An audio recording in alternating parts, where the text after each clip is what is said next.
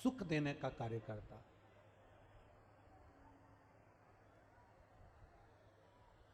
आप जब निकलते हो, आप जब जाते हो, गाड़ी में बैठकर जा रहे होते हो, कोई मांगने वाला आपके पीछे पड़ गया, कोई मांगने वाला आपके यहाँ आ गया, कोई मांगने वाला आपके पीछे पड़ गया। आप निकल कर जा रहे हो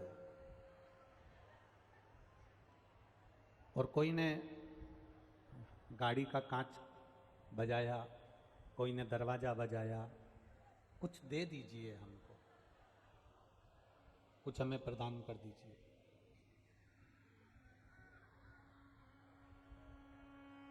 और एक सरल सी बात है, एक जायज सी बात है। अगर कोई आपका गाड़ी का दरवाजा बजा रहा है, गाड़ी का शीशा बजा रहा है, गाड़ी का कांच बजा रहा है, तो कोई भी होगा वो भिक्षुक को देखकर, भिखारी को देखकर कांच को चढ़ा लेगा। कोई भी हो, अगर कोई भिखारी, कोई भिक्षुक आपका दरवाजा बजा रहा है गाड़ी का, तो आप भिखारी को देखकर, भिक्षुक को देखकर गाड़ी का कांच चढ़ा लेंगे। कोई भी होगा, एक सहज वाली बात है कि कहीं पीछे ना पड़ जाए। बार बार पीछे पड़ेगा, बार बार मांगेगा, तो वो गाड़ी के कांच को चढ़ा देगा। और शिव महापुराण की कथा एक बड़ी सुंदर बात कहती है। ये नंदीश्वर शिव महापुराण की कथा जो खगड़िया बिहार में चल रही है, इस कथा को अपने भीतर उतारना, ये एक बात बड़ी सुंदर कहती है। आप अपनी गाड़ी में, जेब में पैसा रखें ना रखें, पर प्रयास करा करो अपनी गाड़ी में, अपने घर से चलो तो 2 रोटी या कुछ खाने का सामान अपनी गाड़ी में लेकर चलो, जिससे कोई मिले। हम उसको अगर पैसा, और हम फिर कहेंगे लक्ष्मी, गाय और बेटी, ये 50 बार विचार करना, फिर दें। पैसा हर किसी के कटोरे में मत डाल देना। कोई भिखारी तुम्हारे पास से पैसा लेकर गया और उसने बेसन में डूब गया, मदिरा पान में लगा दिया, मांसाहार में लगा दिया, जुए में लगा दिया, वेश्यावृत्ति में लगा दिया, गलत जगह पर लगा दिया, तो जो पैसा दिया है दुख उसको भोगना पड़ता है। गौ माता का दान करना, तो ऐसे ब्राह्मण को मत कर देना जिसके घर में खुद की रहने की जगह नहीं है, तो वो उस गाय को दूध के चक्कर में थोड़े दिन रखे, बाद में उसको दूसरी जगह बेच दे, फिर तीसरी जगह बेच दे, फिर चौथी जगह बेच दे। बिकते बिकते वो गाय कसाई के हाथ में चली जाएगी, और गाय कटेगी तो दान करने वाले को रोना पड़ता है। बेटी देने से पहले 50 बार विचार करो। किसी ऐसे लड़के के साथ में अपनी बेटी का विवाह मत कर देना जो तुम्हारी बेटी का आदर ना करे, सम्मान ना करे, उसको 2 रोटी प्रेम से खिला ना सके। गाय, बेटी और लक्ष्मी, ये 3 बड़े सावधानी से देना। अपनी गाड़ी में आप भिखारी को देने के लिए पैसे ना रखें, कोई बात नहीं। अपनी गाड़ी में कोई खाने का सामान, कोई बिस्कुट का कूड़ा, कोई सामग्री, कोई 2 रोटी, कोई 1 रोटी अपनी गाड़ी में जरूर रखो। कोई दरवाजा बजाएगा तो उसको मैं ये 2 रोटी निकाल कर दे दूंगा, जिससे उसके उदर की पूर्ति होगी। अन्न दान से बड़ा दुनिया में कोई दान नहीं।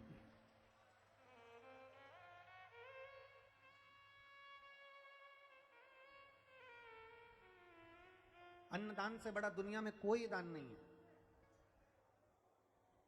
दुनिया का कोई ऐसा दान नहीं जो अन्नदान से कम हो। अन्नदान के बराबर दान होता ही नहीं।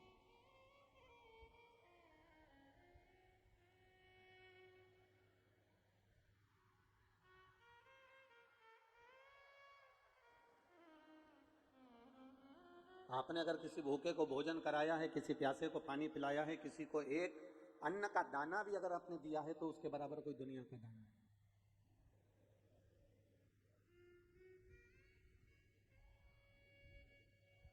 उसके बराबर दुनिया का कोई सुख नहीं, उसके बराबर दुनिया का कोई आनंद नहीं।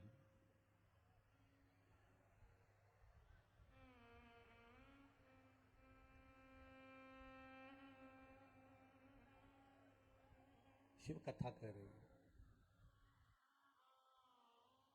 एक भिखारी को देखकर हम गाड़ी का कांच ऊंचा कर लेते हैं कि ये पीछा ना पकड़ ले, मुझे देना ना पड़ जाए।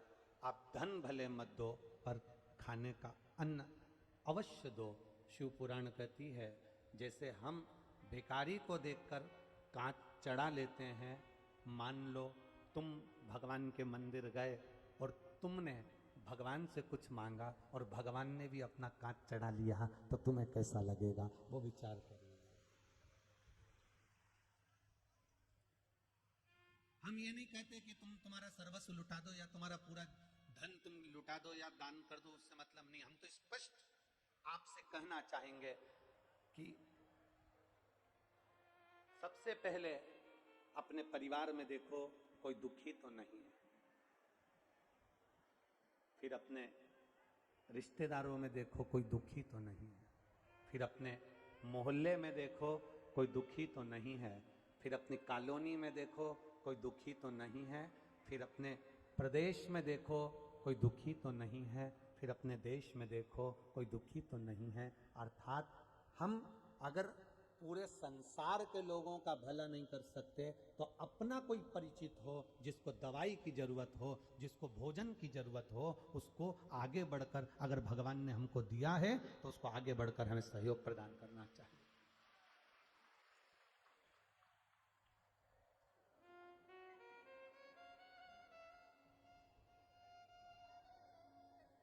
बहुत अंतर है हमारा संसार के लोगों में, और समझने की बात है। हमारे यहाँ पर सरकार की जो दुकान होती है उसको कंट्रोल कहते हैं। जहाँ शक्कर मिलती है, चावल मिलता है, गेहूं मिलता है, उसको हमारे यहाँ कंट्रोल कहते हैं। तुम्हारे यहाँ क्या कहते हैं? कंट्रोल ही कहते हैं ना। गरीब में और अमीर में एक अंतर बड़ा भारी है। गरीब शक्कर खाने के लिए, शुगर खाने के लिए, शक्कर के लिए कंट्रोल की दुकान का चक्कर लगाता है। लगाता है कि नहीं लगाता? जम के बोलो जरा, लगाता है ना। गरीब शक्कर खाने के लिए कंट्रोल की दुकान का चक्कर लगाता है, और अमीर शक्कर को कंट्रोल करने के लिए डॉक्टर का चक्कर लगाता है। अंतर भारी।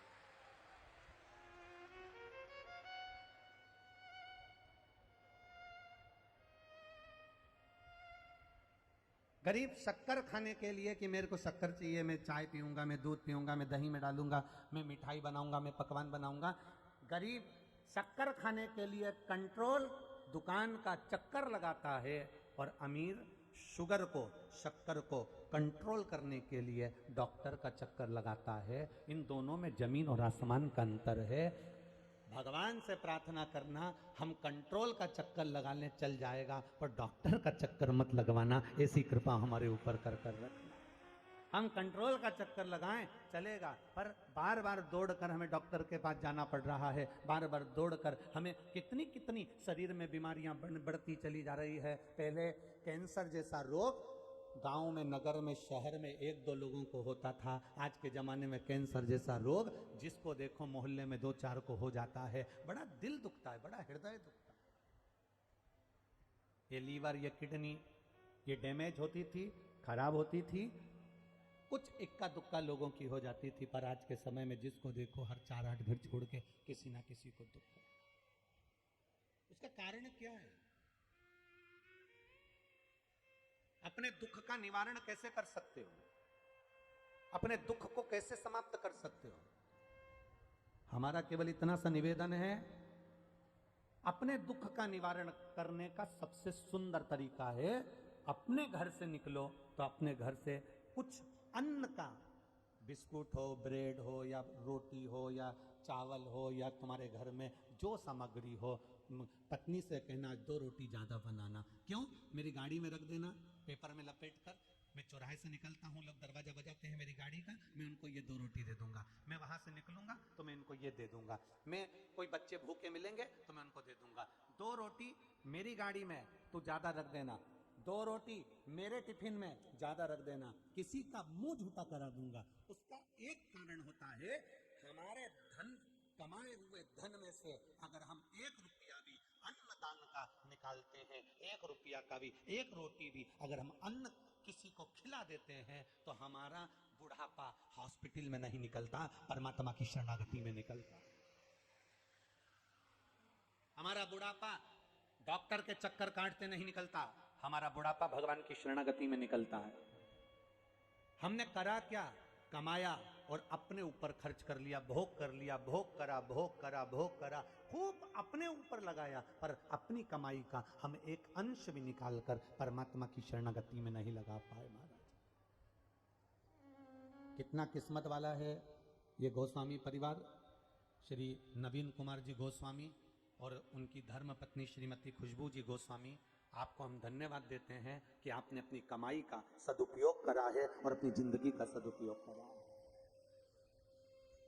कुर्सी, सत्ता, वैभव, राजसी ठाट, तुम्हारा वैभव, तुम्हारी कुर्सी, तुम्हारी सत्ता, तुम्हारा सुख तुम्हारे पास में बहुत मिलेगा, पर उस कुर्सी, उस सत्ता, उस वैभव और उस आनंद में जब तक तुम्हारी चले तब तक तुम जिंदगी में एक धर्म का कार्य करते चलना, तो तुम्हारी कुर्सी और सत्ता का वैभव भी हमेशा टिका रहेगा। अगर हम धर्म से दूर हो गए, परमात्मा की भक्ति से दूर हो गए, भगवान के भजन से दूर हो गए, स्मरण से दूर हो गए, तो दुख भोगना ही पड़ता है। अरे मत बुरे कर्म कर बंदे वरना पछताएगा, भगवान की आंखों से तू बच नहीं पाएगा, तू बच नहीं पाएगा। अरे ओ अज्ञानी मत करना गानी, अरे ओ अज्ञानी मत करना। तेरे कर्म का फल भी तू ही पाएगा, जैसा किया तूने तेरे आगे आएगा।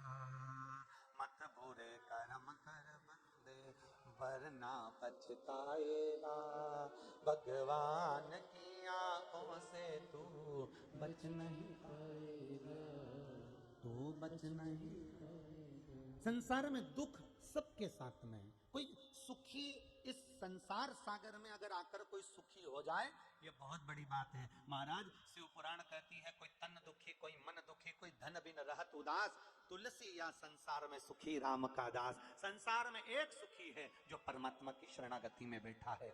आप 3 घंटे कथा में बैठे हो ना, आपके 7 दिन कैसे निकल जाएंगे आपको मालूम नहीं पड़ेगा। कब कथा चालू हुई और कब आज कथा विराम होने वाली है आपको मालूम नहीं पड़ेगा। आते थे इतना धक्का तो तुमने कहीं जगह नहीं खाया होगा जितना धक्का तुमने शिव महापुराण की कथा में खाया होगा। कई जगह पर कथा होती है तो बहुत सारे वीआईपी आते हैं, कई जगह कथा होती है बहुत सारे वीआईपी आते हैं, और बाहर जो पुलिस वाले खड़े होते हैं, गार्ड खड़े होते हैं, कार्यकर्ता खड़े होते हैं, वो वीआईपी को पहचानते नहीं, उनको धक्का मार कर निकाल देते हैं। चल निकलो, जाओ उधर से बैठो, चलो। अब कार्यकर्ता को क्या मालूम कि तुम वीआईपी हो, कार्यकर्ता को क्या मालूम कि तुम कलेक्टर हो कि एसपी हो, कार्यकर्ता को क्या मालूम कि तुम्हारा पद कौन सा है, कार्यकर्ता को क्या मालूम कि तुम विधायक हो कि क्या हो, कार्यकर्ता को कुछ नहीं मालूम कि तुम्हारा पद कौन सा है, प्रतिष्ठा कौन सी है, क्योंकि वो कार्यकर्ता यहाँ का नहीं है, वो तो बेचारा कहीं का था, सेवा में लगा हुआ था, उसने तुमको धक्का मार दिया, उसने तुमको धक्का मारकर निकाल दिया। दुख मत मनाना, टेंशन मत लेना। हमारे भीतर कहीं ना कहीं अपने पद का अहंकार हमारे अंदर पैदा होती जा रहा था, बढ़ते चले जा रहा था, बढ़ते चले जा रहा था। तो शंकर जी की कथा में पहुंचते से किसी एक कार्यकर्ता ने तुम्हारे उस अहंकार को शून्य पर लाकर छोड़ दिया। उसे धन्यवाद देना कि तूने मेरे ऊपर बड़ी कृपा कर दी। उसने हमारे अहंकार को तोड़ दिया और बड़ी कृपा करी। और ध्यान रखना, जो शंकर भगवान की कथा में जो शिव के द्वार पर धक्के खा लेता है वो दुनिया में फिर कहीं के धक्के नहीं खाता है, ये निश्चित। कई लोग कहते हैं हम कथा में आए थे, हमारा कोई सम्मान नहीं हुआ, हमारा कोई मान नहीं हुआ, हमारी कोई प्रतिष्ठा ही नहीं हुई, हमें तो कोई ने इज्जत ही नहीं दी, हमें तो बैठने के लिए कुर्सी नहीं दी, हमें तो बैठने के लिए आसन नहीं दिया, हमें तो बैठने के लिए ये नहीं दिया, हमें तो बैठने के लिए वो नहीं दिया। शिव महापुराण की कथा कह रही है, दूसरी कथाओं में जाओ तो कुर्सी ढूंढना, दूसरी कथाओं में जाओ तो वीआईपी पन ढूंढना, पर शिव महापुराण की कथा में जब भी आना तो वीआईपी बनकर मत आना, क्योंकि शंकर जी की बारात में एक भी वीआईपी नहीं गया। शिव जी की शादी में एक भी वीआईपी नहीं था। भगवान शंकर की शादी में मेरे नारायण भगवान की शादी हुई, 33 कोटि देवताओं को बुलाया। ब्रह्मा जी की शादी हुई, 33 कोटि देवताओं को बुलाया। इंद्र की शादी हुई, 33 कोटि देवताओं को बुलाया। सारे देवताओं की शादी में 33 कोटि देवता आए। शंकर भगवान की शादी में 33 कोटि देवताओं को निमंत्रण नहीं भेजा, अपने आप आए। भगवान जब अपने आप देवता आ गए तो भी भगवान शंकर ने देखा आ गए तो आ गए, आ जान दो, कोई दिक्कत वाली बात नहीं है। पर शिव जी को बेचैनी अंदर से हो रही थी। शंकर भगवान को अच्छा नहीं लग रहा था। क्यों? क्योंकि शंकर भगवान कहते हैं मैं खुद वीआईपी नहीं हूं, तो मैं वीआईपी को कैसे झेलूं, मैं तो मेरे वालों को बुलाना चाहता हूं। तो शंकर भगवान मुंह उतार कर बैठे थे। भगवान नारायण ने पूछ लिया, आपका चेहरा उतरा है, आपकी शादी हो रही है, चेहरा क्यों उतरा है? जिसकी शादी होती है वो तो बड़ा खुश होता है, आपका चेहरा उतरा है। शंकर भगवान बोले, मेरा जितने भक्त हैं, मेरे जितने गण हैं, मेरे भूत चुड़ैल डाकनी पिशाचनी, ये सब नहीं दिख रहा है, इसलिए मेरा दिल दुख रहा है। भगवान विष्णु ने कह दिया तुम बुला लो, हमें मना नहीं। शंकर भगवान ने डमरू खड़काया, डाकनी पिशाचनी चुड़ैल भूत सब आ गए।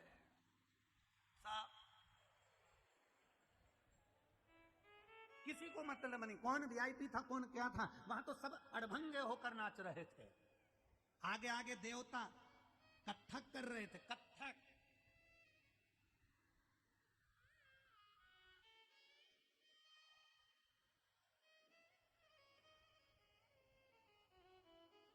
देवताओं का नृत्य कत्थक, नैनों को मटकाते हुए, हाथों को मटकाते हुए, पांवों को मटकाते हुए देवता कत्थक कर रहे थे। अप्सराएं कत्थक कर रही थी, और सारे जितने गंधर्व अप्सराएं देवता सब गंधर्व सब कत्थक कर रहे हैं, नृत्य कर रहे हैं। इतने में एक शंकर भगवान के गण ने कत्थक करने वाले को देख लिया, और कत्थक करने वाले को देखा तो शंकर भगवान के गण ने अपने गणों से कहा कि अपने को तो नाचना भी नहीं आता, ये तो कितनी जोरदार नाच रही, ऐसी ऐसी कर रही। तो इतने में गण शंकर भगवान के पास गया और शिव जी से पूछा, हमें नाचना नहीं आता, हम क्या करें? शंकर भगवान बोले, वो जैसे हाथ फेंक रही है ऐसे तुम अपने शरीर के जितने अंग सब फेंकना चालू करो, नाच हो जाएगा। बस देवता कत्थक नाच रहे थे, कोई भांगड़ा नाच रहा था, कोई गरबा कर रहा था। भूत चुड़ैल जो नाच रहे थे वो ब्रह्मा जी के भी संपट में नहीं पड़ा, उनकी भी बुद्धि में नहीं आया, आखिर इस डांस का मैं नाम क्या दूं, इस डांस का मैं नाम क्या दूं? भगवान विष्णु ने ब्रह्मा जी से पूछा, ये देवता नाच रहा है, कोई कत्थक कर रहा, कोई गरबा कर रहा, कोई भांगड़ा कर रहा, कोई कत्थक कर रहा है, ये भूत चुड़ैल जो नाच रहे हैं इनके नाचने का कोई नाम है क्या? इतने में ब्रह्मा जी ने कहा, जो समझ में नहीं आए उसी का नाम मैंने कलयुग में डिस्को कह दिया है। ये जितने रुद्रगण नाच रहे हैं, जितने डाकनी पिशाचनी भूत चुड़ैल नाच रहे हैं, ये सब डिस्को कर रहे हैं। और तुम देखना आज के समय में लोग डिस्को ऐसा करते जैसे पूरा शरीर में देवी देवता आ गए, पूरे शरीर।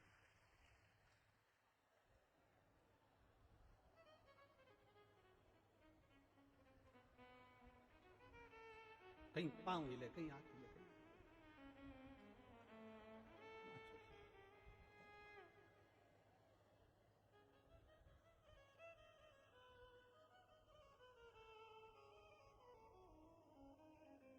कहीं कहीं तो लोग जमीन पे भी सो के नाचते हैं। एक गाना चलवा लेते हैं, मैं तेरी दुश्मन दुश्मन तू मेरा, मैं नागन तू सपेरा, तो वो जमीन पे सो के नाच।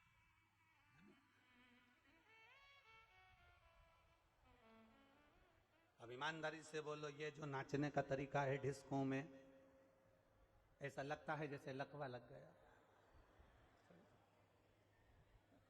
ऐसा लगता है जैसे लकवा। तो कोई ये जो डिस्को का तरीका आया, तो ये किसी दूसरे ने नहीं दिया, ये मेरे महादेव के गणों ने दिया कि हमें नहीं आता इसलिए हमने ये नाच दिया। शिव को पसंद आ गया ना, बस बहुत, शंकर को प्रिय लग गया, बस बहुत। महाराज, ऐसा दुनिया में कौन है जिसको दुख नहीं है? ऐसा दुनिया में कौन है जिसको तकलीफ नहीं? सबको है। बस जो मानव का शरीर मिला है उस मानव के शरीर में प्रसन्न रहने का, ऐसा नहीं दुख किसी को नहीं होता। घर में पत्नी इसलिए दुखी है कि गैस की टंकी नहीं है। पत्नी काय के लिए दुखी है? बोलो, जम के बोलो, कि गैस की टंकी नहीं। पत्नी दुखी है कि गैस की टंकी नहीं है, और पति भी दुखी है कि मेरी गैस फंस गई है। अब पत्नी दुखी है कि गैस की टंकी नहीं है, और पति कह रहा है गैस बहुत बन रही है। अब दुख दोनों को है, एक को गैस की टंकी चाहिए और एक गैस का बढ़ता तकलीफ। कौन सुखी है, किसके जीवन में सुख है? शिव महापुराण की कथा कहती है जीवन में केवल सुखी वही है जो भगवान की शरणागति में बैठा है, जो भगवान के चरणों में जाकर बैठा है और भगवान की भक्ति में जो डूबा हुआ है, वो दुनिया का सबसे सुखी व्यक्ति है। वो जीवन में कभी हारता नहीं है, जीवन में कभी नहीं। एक पत्र आया है, देखिए।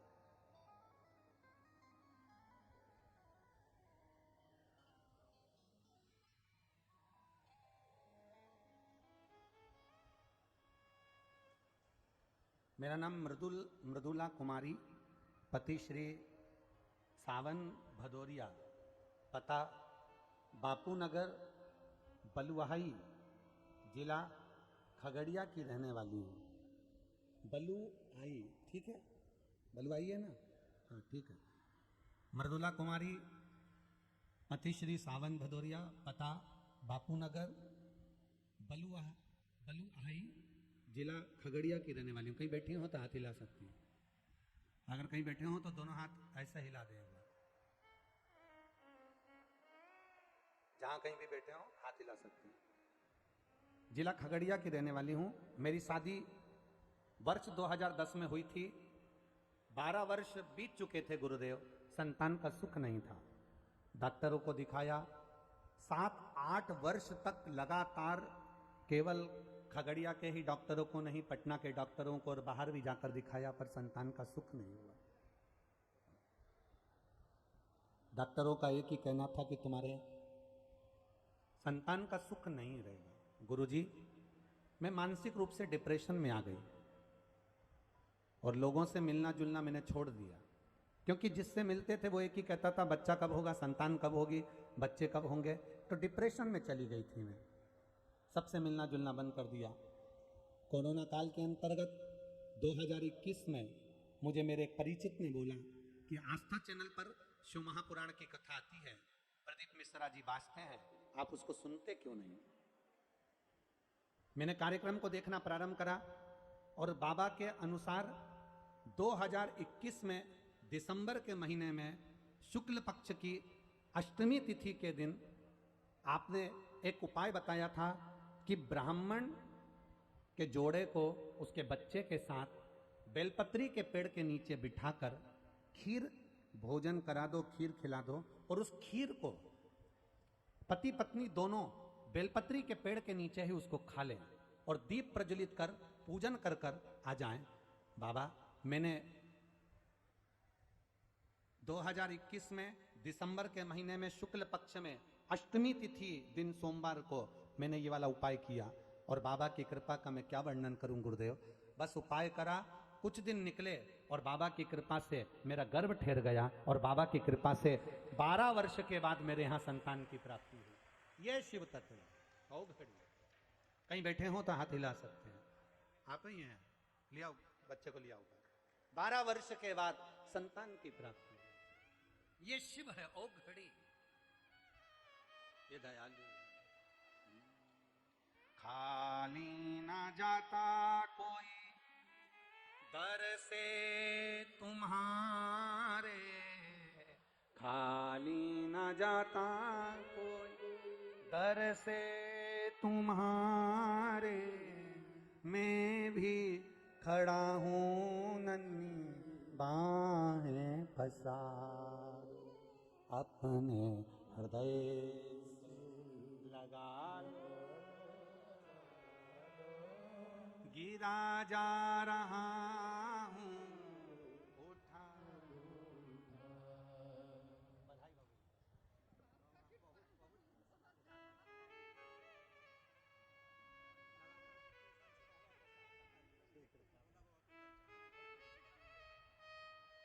शिव कृपा बनी। एक बार जोरदार ताली बजाओ 12 वर्ष के बाद बाबा ने संतान ली। अरे देख लिया संसार हमने, सब मतलब के सब मतलब के होंगे, पर मेरा महादेव मतलब का नहीं होता।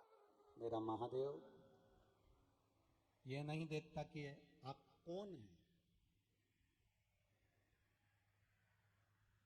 आप कौन हैं, मेरा महादेव नहीं देखता।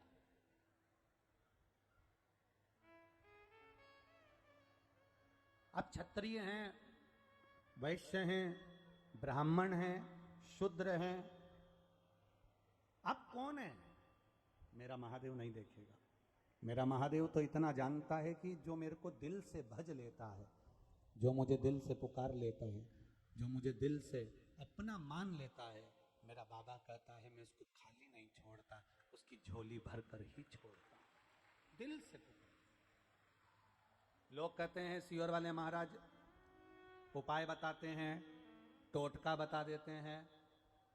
तुम्हारी मर्जी पड़े, तुम जो बोलो कि सियोर वाला महाराज टोटका बताए कि उपाय बताए, पर शिव पुराण कहती है, शंकर की कथा में जो हमने पढ़ा है, शिव महापुराण में, स्कंद पुराण में, लिंग पुराण में, नर्मदा पुराण में, पद्म पुराण में, गर्ग संहिता में और गीता प्रेस गोरखपुर की एक कल्याण में, जो शंकर के बारे में जैसा जैसा अनुष्ठान हमने पढ़ा, वैसा वैसा आपको इस शिव महापुराण के माध्यम से आप तक पहुंचा दिया। अब करना नहीं करना आपके ऊपर है। इस बेटी ने करा, तारीख का इंतजार करा, और शुक्ल पक्ष की अष्टमी तिथि तो आपने कहा था एक ब्राह्मण परिवार को उसके बच्चे के साथ बेलपत्री के पेड़ के नीचे भोजन कराना, खीर खिलाना। उसकी बची हुई खीर पति पत्नी दोनों बेलपत्री के पेड़ के नीचे खाकर दीप जलाकर पूजन करते वापिस आ जाना। बाबा ने उसने उपाय भी लिख दिया कि मैंने कौन सा उपाय करा।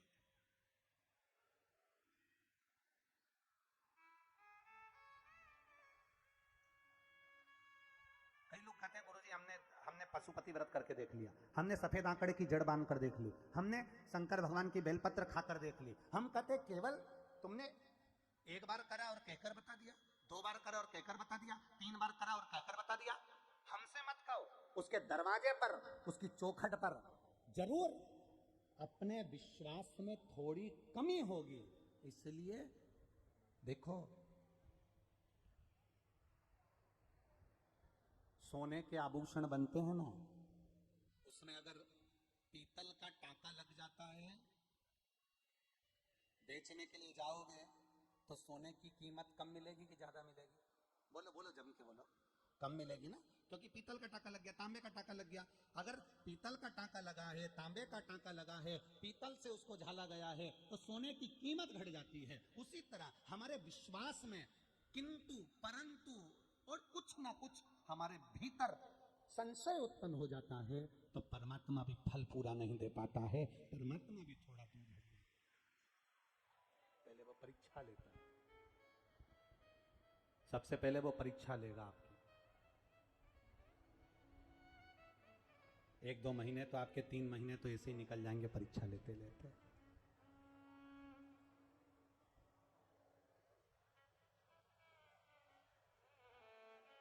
पूरे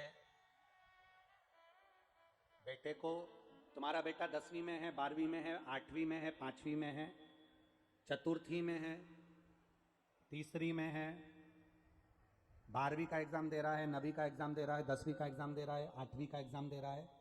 तुम्हारा बच्चा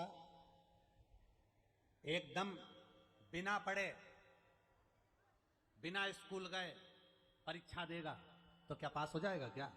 अरे बोलो जम के, नहीं होगा।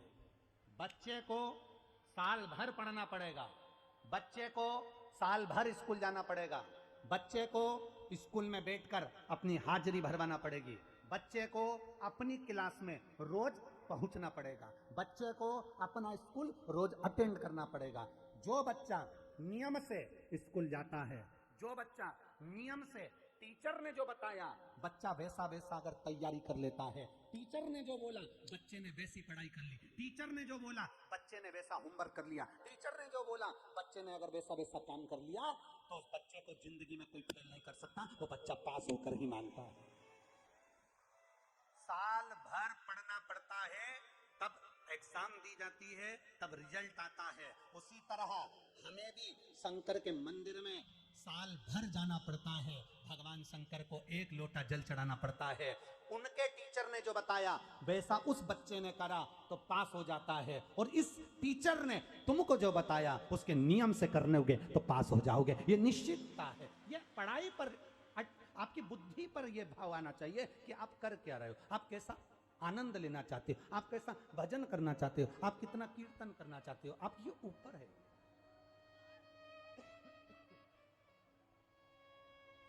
ये आपके ऊपर।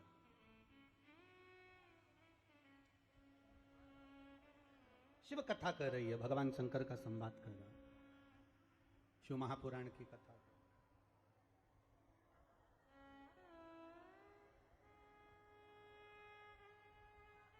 तेरे दरवाजे पर मैं आती रहूं, तेरा भजन में गाती रहूं, इससे बढ़कर दुनिया का कोई सुख नहीं।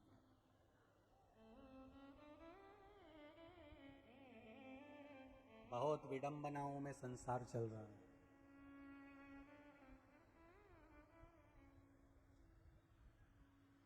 बहुत विडंबनाओं में संसार चल रहा है। शिव महापुराण की कथा कहती है, बहुत लोगों को बुरा लग सकता है हमारी वाणी से, पर हम बिहार की इस पावन धरा से कहना चाहेंगे कि अपनी बुद्धि, अपने चित्त को संवारने का प्रयास करिए।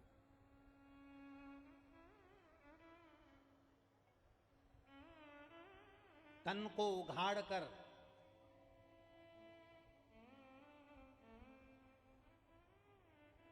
उघाड़ कर विश्व को दिखाने से कोई विश्व सुंदरी नहीं बन जाता है, ध्यान रखना। तन को उघाड़कर विश्व को दिखाने से कोई विश्व सुंदरी नहीं बन जाता है। विश्व सुंदरी का खिताब तो उसको दिया जाता है जो वस्त्र भी पूरे पहने और अपने सुंदरता को और अपने कुल को बचाने के लिए स्वयं अग्नि में भी कूद जाए, जैसे रानी पद्मावती थी, कूद गई अपने कुल को बचाने के लिए, अपने आप को बचाने के लिए। विश्व सुंदरी का खिताब दुनिया को कम कपड़े पहनकर दिखाने से प्राप्त नहीं होता। विश्व सुंदरी का खिताब तन पर पूरा वस्त्र हो, तन ढका हो, और अपने कुल की, अपने परिवार की, अपने पति की, अपने परिवार की इज्जत बनाकर जो चले, वो विश्व सुंदरी कहलाती है। तन दिखाने से विश्व सुंदरी का खिताब नहीं होता। अपने शरीर को जो ढक कर चले, अपने शरीर को जो साध कर चले। आज कहाँ ये लोग कह रहे हैं कि साहब बच्चियों के साथ ऐसा हो गया, लोग कह रहे हैं बेटियों के साथ ऐसा हो गया, लोग कह रहे हैं कि बेटियों के साथ ऐसा हो गया। हम निवेदन करना चाहेंगे,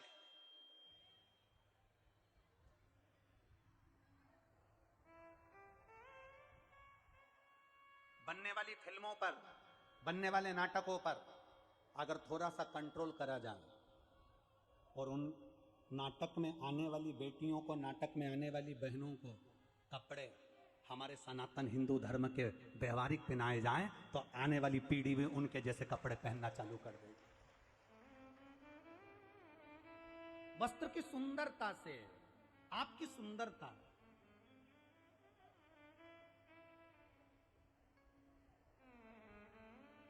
आप क्या धारण कर रहे हो, क्या पहन रहे हो, क्या पहनकर निकल रहे हो, उसमें आपकी भी एक जवाबदारी बनती है, आपकी भी एक जवाबदारी।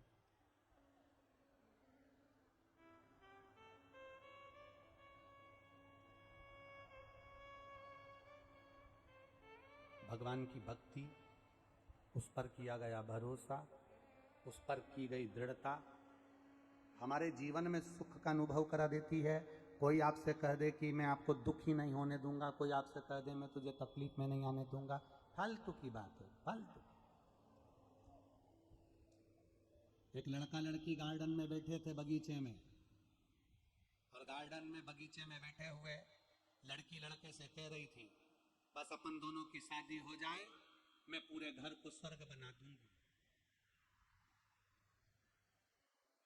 एक बार मैं शादी करके तुम्हारे घर में आ जाऊं, पूरे घर को स्वर्ग बना दूंगी।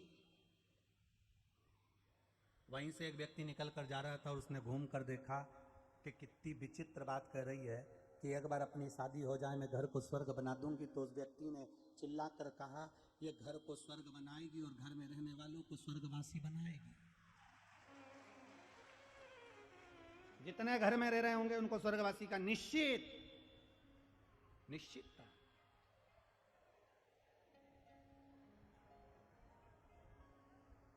क्या ना करा, शिव तत्व कह रहा, आपको कुछ नहीं आता, आप महादेव से कह दो मुझे नहीं आता। आपको कुछ नहीं आता, आप महादेव से कह दो हमें नहीं आता। कई लोग हमसे ही कह देते हैं, गुरुजी आप कह देते हो कि साहब हमने ये नहीं पढ़ा, हमने वो नहीं पढ़ा, हम संस्कृत नहीं जाने, हम ये नहीं जाने, हम वो नहीं जाने। तो ये बात बताने की क्या, इसको छुपा के रख लिया करो। लोग पूछे कि समय तुम्हें आता है, कह दिया करो आ गया। तुम कोई पूछे तुम्हें आता है तो आ गया, क्यों झूठ बोले। सत्यम शिवम सुंदरम। अपनी जिंदगी को जितनी साफ होकर जियोगे, अपनी जिंदगी को जितनी निर्मलता के साथ जियोगे। एक लड़की अपने पति से कह दे मेरे को सब बनाना आता है, सब बनाना आता है, सब बनाना आता है, सब बनाना आता है, और मालूम पड़े बनाना आता है कह देती है, और मालूम पड़े शादी करके ससुराल में आ जाए और इतने में सास ने कह दिया बेटा आइसक्रीम बनाना आता है, हाँ मम्मी आता है, बना दे जरा आइसक्रीम। और वो आइसक्रीम बनाने बैठी और अपने अटैची में से पुस्तक निकाल के लाई, और पुस्तक में लिखा था 2 किलो दूध को धीमी आंच में गैस पे रखकर हिलाओ। उसने धीमी आंच में गैस पे रखकर हिलाया, फिर इसमें शक्कर डालकर हिलाओ, उसने शक्कर डालकर हिलाया, फिर उसमें बेकिंग पाउडर डालकर हिलाओ, उसने बेकिंग पाउडर डालकर हिलाया, फिर इसमें इलायची पाउडर डालकर हिलाओ, इसने इलायची पाउडर डालकर हिलाया, फिर उसमें लिखा था 1 घंटा फ्रिज में रख दो। बस उसने वही की वही करा, पूरा वैसा के वैसा ही करा। 1 घंटा फ्रिज में रखो। 1 घंटे के बाद सास फ्रिज खोलने गई। जो फ्रिज खोला तो बहू को आवाज लगाया, बेटा इधर आ। हाँ माँ। सिर पर पल्लू रख के बहू आ गई। हाँ मम्मी क्या हो गया बेटा, ये मंदिर के घंटे को फ्रिज के अंदर किसने रखा? मंदिर के घंटे को फ्रिज में किसने रखा? बहू कहती है मम्मी मैंने रखा। तुमने क्यों रखा? क्योंकि किताब में लिखा था 1 घंटा फ्रिज में रखो। किताब में रखना क्या था फ्रिज के अंदर? अरे बोलो जम के, वो जो घोल बनाया था आइसक्रीम का उसको 1 घंटा फ्रिज में रखना था, पर बहू ने मंदिर का घंटा खोल के फ्रिज में रख दिया। 1 घंटा फ्रिज में।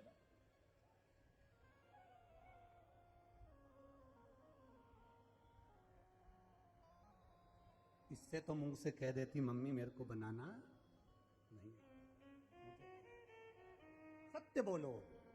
दुनिया बोलेगी मरने के बाद राम नाम, अच्छे से तो बोलो राम नाम सत्य है, बोल लेना चाहिए। मालूम अपने मरने के बाद दूसरे बोलेंगे, अपन कब बोलेंगे? इसलिए बोलते चलो, राम का नाम तो लेते चलो, स्मरण करते।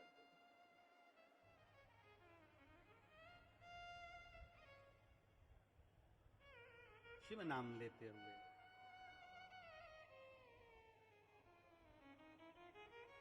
भगवत नाम लेते हुए चलते। मेरे सिर पर रख दो अपना हाथ, मस्त रहूं तेरी मस्ती में। उसे आनंद के साथ भगवान शिव से भाव से प्रार्थना करिए। आज कथा का विराम दिवस है, बाबा से दिल से प्रार्थना करना। विराम दिवस की कथा है, बाबा से जितना कहकर जाओगे ना बाबा आपको देगा जरूर। और यह हमारा भरोसा कहता है, विश्वास कहता है, बाबा के चरणों का विश्वास कहता है कि यहाँ से कोई शिव महापुराण के पंडाल में बैठकर जो कथा सुनते हैं, आस्था चैनल पर कथा सुनते हैं, फेसबुक यूट्यूब पर कथा सुनते हैं, जो दिल से एक भाव के साथ कथा का स्मरण करते हैं वो खाली नहीं जाते, उनकी झोली भर कर ही जाती है। तो जहां जगह मिले बैठकर बोलने का इसलिए कहते हैं क्योंकि कंकर शंकर की धरा पर बैठकर जहां शिव पुराण हो रही हो, कंकर शंकर का भाव स्मरण करते हुए आप दिल से बाबा से प्रार्थना करें, साथ में मूल मंत्र का स्मरण।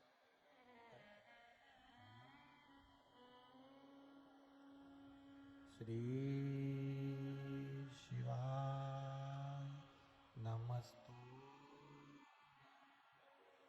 श्री शिवाय नमस्तु,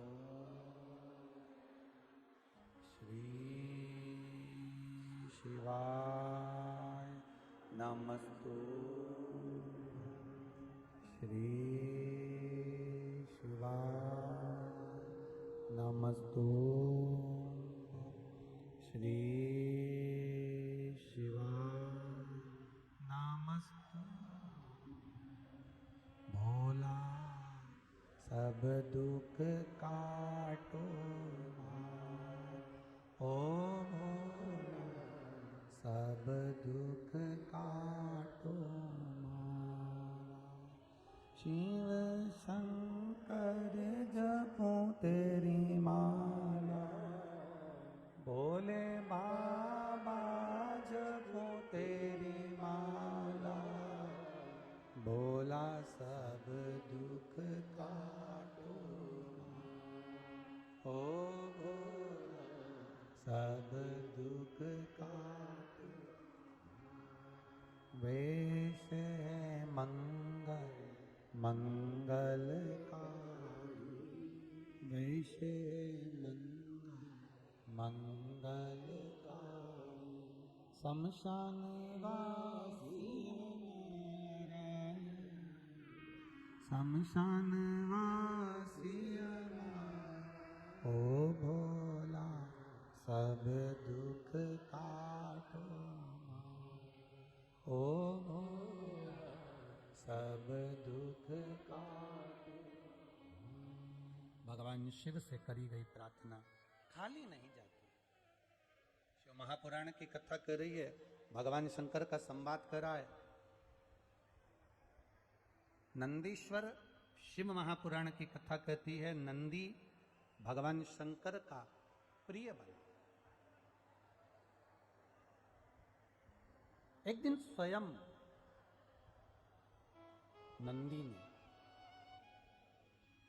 नंदी एक दिन भगवान शिव जी से कहता है, बाबा मेरे मन की एक बात स्वीकार करेंगे क्या? नंदी स्वयं भगवान शिव जी से कह रहा है कि आप मेरी एक मन की बात स्वीकार करेंगे क्या? भगवान ने पूछा, ऐसा कौन सी बात है जो नंदी आज मेरे सामने लेकर आया है? आखिर ऐसी कौन सी बात है जो नंदी के हृदय में है और वो मुझे बोलना चाहता है, मुझे कहना चाहता है? क्या बात है नंदी, क्या कहना चाहते हो तुम? नंदी बहुत सुंदर था, बहुत सुंदर।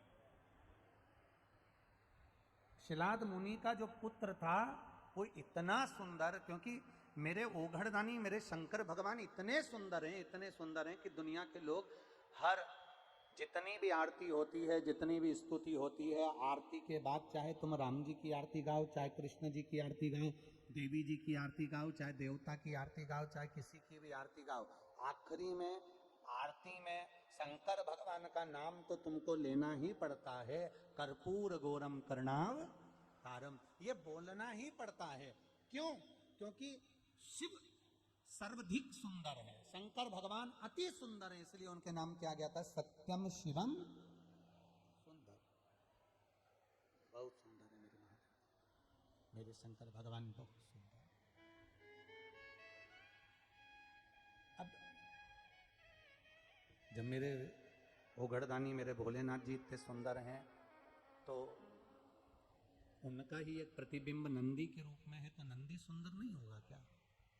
नंदी भी सुंदर था, पर नंदी ने भगवान से कहा, नंदी ने भगवान से, प्रभु मेरी एक बात स्वीकार कर लीजिए, बहुत अच्छे से सुनना कथा, फिर निवेदन करेंगे। आज विराम का दिवस है, बहुत दूर दूर से आप लोग आए हो, पैसा खर्च कर कर आए हो, खाली मत जाने देना, समय की कीमत को समझना और अपने भीतर इस कथा को उतारना।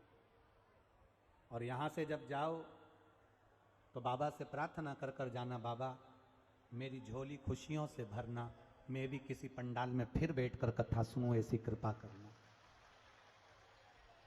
ये कथा तो यहाँ पर आज विराम हो जाएगी।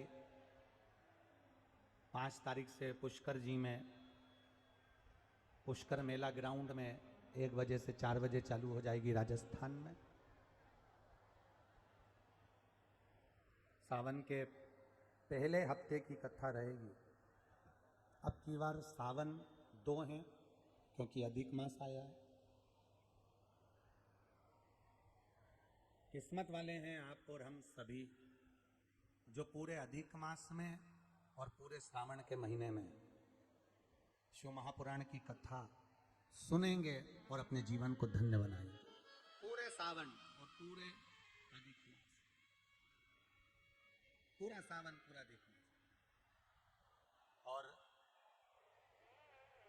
एक भाव मन में आया है, आप सब लोगों का सहयोग मिलेगा तो मन की कामना बाबा पूरी करेगा। एक मन में भाव आया है कि पूरा सावन और पूरा अधिक मास, पुष्कर जी में कथा है, कहीं अलवर में कथा है, कहीं मैनपुरी में कथा है, कहीं छत्तीसगढ़ में 2 कथा है। तो ऐसा मन में भाव आया है कि सावन का महीना और अधिक मास में पहली कथा से लेकर अधिक मास के विराम तक जितनी भी कथा 6-7 जितनी कथा सावन और अधिक मास में है, सारी कथाओं में ऐसा मन में भाव है कि जहाँ भी शिव पुराण की कथा हो वहाँ विठलेश सेवा समिति का कुबेरेश्वर धाम का एक काउंटर बने, जिस काउंटर से सुबह से लेकर शाम तक प्रसाद वितरण अर्थात साबूदाने की खिचड़ी या चावल खिचड़ी या अन्य पोहा आदि वितरण होता रहे, जिससे लोगों का उदर पूर्ति होता रहे, क्योंकि अन्न दान से बड़ा दुनिया का कोई दान नहीं है। और मेरा विश्वास कहता है, जितने लोग आस्था चैनल पर कथा सुन रहे हैं, जितने फेसबुक यूट्यूब पर कथा सुन रहे हैं, आप सबका सहयोग उसमें मिलेगा और आप लोगों की तरफ से भी लोग उसमें लगातार अन्न भाग ग्रहण करेंगे। ये शिव तत्व की प्राप्ति। उसका कारण होता है, समितियां कार्यक्रम कराती हैं, कई बार व्यवस्थाएं, उनका भोजन का समय होता है या उनकी भोजन की व्यवस्था होती है आगे पीछे हो जाती है, कोई भूखा है उसको ना मिल पाए, इसलिए उसको ध्यान में रखते हुए पूरे सावन और पूरा अधिक मास बाबा ने बनाया तो पूड़ी सब्जी, बाबा ने बनाई तो खिचड़ी, बाबा ने बनाया तो साबूदाने की खिचड़ी, बाबा ने जैसा बना दिया पोहा अधिक अधिक, पूरे हर जगह जहाँ कथा होगी सावन में और अधिक मास में और आप लोगों का सहयोग मिलेगा तो बाबा ये भंडारा कथाओं में चलाता रहेगा। शिव तत्व औघड़ी है वो। और सीहोर के कार्यकर्ता भी उस भंडारे में पहुंचेंगे और भोजन लोगों को भंडारा प्रसाद खिलाएंगे। और विश्वास है जिस क्षेत्र में, जिस नगर में भंडारे का क्रम होगा उस क्षेत्र के लोग भी उसमें बढ़ चढ़ कर हिस्सा लेकर उसको चलाएंगे। शिव तत्व को जाने, अपने भीतर एक भाव प्रकट करिए शंकर भगवान को जानने का। दुनिया में शंकर भगवान से रावण ने धन मांगा, रावण ने दौलत मांगी, रावण ने सत्ता मांगी, भस्मासुर ने सत्ता वैभव कंकण मांगा, सबने सब कुछ मांगा, पर शंकर भगवान से नंदी जैसा मांगने वाला नहीं मिला। जो नंदी ने मांगा वो शिव जी से किसी ने नहीं मांगा। नंदी ने क्या मांगा भोलेनाथ जी से? नंदी बाबा भोलेनाथ जी से कहते हैं, बाबा नंदी भगवान शिव से कहते हैं, भोले बाबा आपसे कुछ मांगना चाहता हूं, मैं दिल से कुछ कहना चाहता हूं। क्या कहना चाहते, क्या मांगना चाहते, क्या चाहिए तुमको, बोलो। नंदी कहते हैं, बाबा इतनी कृपा कर दीजिए, आपने मुझे सुंदर बनाया है, आपने मुझे सुंदरता दी है, पर इतनी कृपा कर दो कि मेरे इस सुंदर मुख को हटाकर, मेरे सुंदर मुख को हटाकर इस शरीर पर आप बेल का मुख लगा दीजिए, नंदी का मुख लगा दीजिए। मेरा ये शरीर रहे मना नहीं, पर मेरा मुख बेल का लग जाए, मेरा मुख एक गाय के बछड़े का लग जाए, मेरा मुख एक नंदी का लग जाए। शंकर भगवान ने पूछा, नंदी तू आखिर अपने इस मनुष्य के मुख को हटाकर तू आखिर नंदी का मुख क्यों लगाना चाहता है, तो बेल का मुख क्यों लगाना चाहता है? नंदी कहता है, बाबा अगर मैं सुंदर बना रहूंगा ना और आपके सामने बैठा रहूंगा, मुझे मेरी धर्म पत्नी देखती रहेगी और मैं उसको देखता रहूंगा, कहीं ना कहीं मेरे भीतर सुंदरता का अहंकार आ जाएगा, और सुंदरता का यदि अहंकार आ गया तो मैं आपका भजन भूल जाऊंगा, इसलिए मेरी सुंदरता हटाकर आपके चरणों का दास बनूंगा।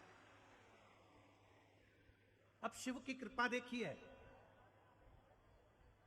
भगवान जो करता है वो साधारण नहीं करता।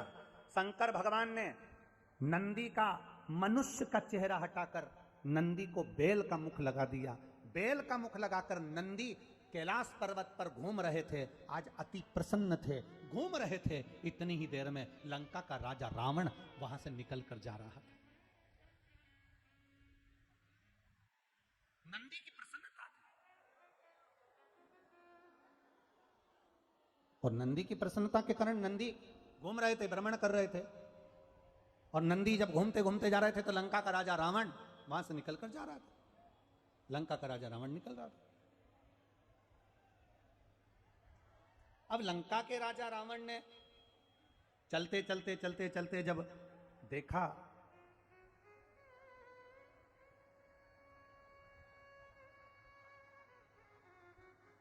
अहंकार आने में देरी नहीं लगती महाराज, अभिमान आने में देरी नहीं लगती है। अभिमान तुरंत आ जाता है, अहंकार तुरंत आ जाता है, तुरंत। अहंकार आने में देरी नहीं लगती, 1 मिनट में सुंदर हो अहंकार आ जाएगा, ज्यादा पढ़े लिखे हो अहंकार आ जाएगा। तुम मुझे जानते नहीं हो, तुम क्या पढ़े हो, तुम क्या जानते हो, मैं पढ़ी लिखी हूं। एक बहू कह देती है अपनी सास से, तुम्हारी मम्मी तो अनपढ़ है, तुम्हारी माँ तो अनपढ़ है, उनको क्या आता है, मैं पढ़ी लिखी हूं। एक बात का अनुभव रखना, पढ़े लिखे कितने भी हो, पर पुराना, भले वो 5वीं फेल होगी तुम्हारी सास, पर उसका अनुभव तुम्हारे पढ़े लिखे के जीवन से भी ज्यादा अनुभव उसके जीवन में होता है। कभी कभी अनुभव काम आता है, कभी कभी अनुभव हमारे काम आ जाता है। कभी कभी एक आड़ा टेढ़ा पाइप, बिल्कुल आड़ा टेढ़ा पाइप, उस आड़े टेढ़े पाइप में एक तार अंदर डालना, एक वायर अंदर डालना, और वो वायर पाइप में नहीं जा रहा। 4 इंजीनियर टोपी लगाकर खड़े थे, 5 इंजीनियर खड़े थे, पर वो तार अंदर नहीं जा पा रहा था। 3 दिन निकल गए। एक किसान, खेती करने वाला, फसल लगाने वाला किसान जा रहा था। उसने कहा, बाबूजी बाबूजी, मैं आपको देख रहा हूं, आप 3 दिन से परेशान हो रहे हो, ये तार नहीं जा रहा, क्या मैं इस तार को अंदर डाल दूं? इतने में इंजीनियरों ने कहा, हम इंजीनियर हैं, पढ़ाई करिए, तुम्हारे जैसे गंवार नहीं है जो तुम तार को अंदर डाल दोगे। जब हमें 3 दिन लग गए, जा नहीं रहा, तो तुम कैसे डाल दोगे? बाबूजी मैं डाल सकता हूं। इतने में एक इंजीनियर का, डाल के बता, ले डाल। इतने में किसान गया और किसान जाकर एक चूहे को पकड़ कर लाया। चूहे को पकड़ कर लाकर उसने पूंछ से तार को बांध दिया, पाइप के अंदर छोड़ दिया, चूहा बाहर, तार निकल कर बाहर हो गया, तार बाहर। कभी कभी पढ़ाई के साथ अनुभव भी हमारा काम कर जाता है।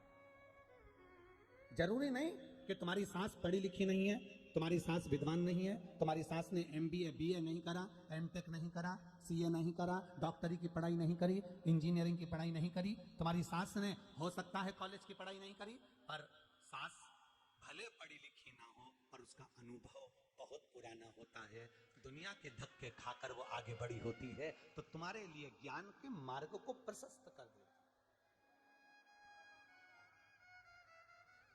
उसको समझो। अहंकार कभी भी आ सकता है, उस अहम को हमें दबाना है, उस अहंकार को प्रकट मत होने दो।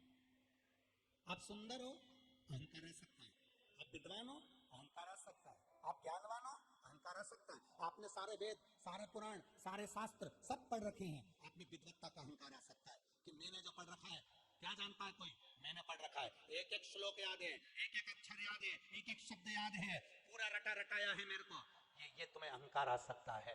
तुम्हारे पास में वैभव है, दौलत है, गाड़ी है, धन है, पत्नी है, बच्चे हैं, कुटुंब है, अहंकार आ सकता है। शिव महापुराण की कथा कहती है, रावण के पास में सारा वैभव था, सारी सत्ता थी, 9 ग्रह बंदी बने हुए थे, सब कुछ रावण के पास में था, पर रावण अपनी जिह्वा पर और अपने अहंकार पर कंट्रोल नहीं कर पाया और रावण का अहंकार प्रकट हो गया। कैलाश पर घूमते घूमते रावण ने नंदी को देखा और नंदी को देखकर रावण हंसकर कह दिया, बताओ, मनुष्य का शरीर है और बैल का मुंह लगा है, नंदी का मुंह लगा है। रावण 10 मुख से हंसना प्रारंभ कर दिया।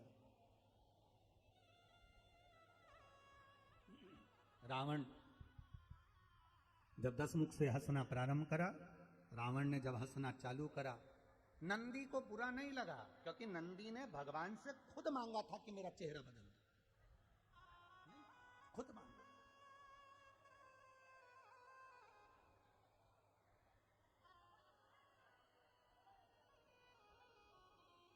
आप भगवान से मांगो, परंतु सोच समझ के मांगो।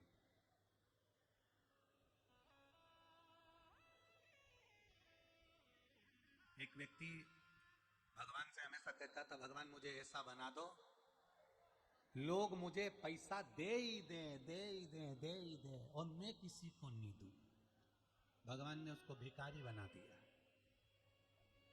लोग उसको पैसा देते ही देते और भिखारी किसी को नहीं देते। एक व्यक्ति ने कहा, भगवान मुझे ऐसी कृपा कर दो, मेरे आगे पीछे गाड़ियां ही गाड़ियां दौड़े, खूब गाड़ियां मेरे आगे पीछे हो। भगवान ने उसको ट्रैफिक सिग्नल पर बना दिया, दौड़ाते, सीटी बजाकर इधर इधर इधर। ये भगवान से मांगने की चीजें नहीं है कि साहब गाड़ी दे देना, साहब मुझे लोग दें, ये दे देना। भगवान से अगर मांगना है तो भगवान से प्रार्थना करना कि देना हो तो दीजिए, जन्म जन्म का जन्म जन्म का मेरे सिर पर रख दो बाबा अपने ये दोनों, और देना हो तो दीजिए जन्म। बस अगर उसका साथ मिल गया, वो आपके साथ में हो गए, उनका यदि साथ मिल गया, वो आपके हो गए, आप उनके हो गए, फिर कुछ मांगने की जरूरत नहीं पड़ेगी, ना गाड़ी मांगना पड़ेगी, ना धन मांगना पड़ेगा, वो आपके साथ है, फिर कुछ नहीं चाहिए।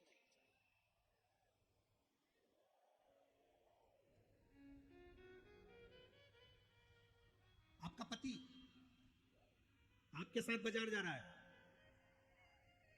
तो आप में से कितनी माताएं, अगर पति बाजार जा रहा है तुम्हारे साथ में, तो आप में से कितनी माताएं जो अपने पर्स में 10-20 हजार रुपए लेके जाती है? कोई नहीं जाएगी, सबको मालूम है ये जा रहे हैं। जब ये जा रहे हैं, अब आपने तो कह दिया कि मुझे खगड़िया ले चलो, कथा सुनना है, अब आपको मालूम है ये लेकर जा रहे हैं, तो मुझे आगे बिठाएंगे भी और पूरे रास्ते में कुरकुरा और चाय खिलाते पिलाते फिर लेकर जाएंगे, ऐसे ले जाएंगे। अब तुम्हें प्यास लगी गाड़ी के अंदर, तुम ड्राइवर से कहोगी क्या? अरे बोलो, जम के बोलो, किससे कहोगी? तुरंत सिर पकड़ लो। पति ने ड्राइवर से कहा, गाड़ी रोको, गाड़ी रोको, ए गाड़ी रोको, रोको गाड़ी, गाड़ी रोको, सामने देखो दुकान है क्या, जा। पति ने 500 का नोट निकाला, ले पानी की बोतल लेके आ। आज तो ड्राइवर भी सोच रहा है सेठ जी के क्या हो गया है। आज ड्राइवर भी, सेठ जी तो घर से पानी लेकर चलते थे और बाजार का पीते नहीं थे, पर पति को मालूम है ये पति को मालूम है ये कभी कभी मेरे साथ चलती है, अगर आज खर्चा नहीं करूंगा तो ये घर जाके मुझे खर्च कर देगी। इसलिए पति साथ चल रहा है, पत्नी को पर्स में पैसा ले जाने की जरूरत नहीं पड़ती। अगर मेरा महादेव साथ चल रहा है तो आपको कुछ सोचने की जरूरत नहीं है। बिठाएगा भी वो और खिलाएगा भी वो।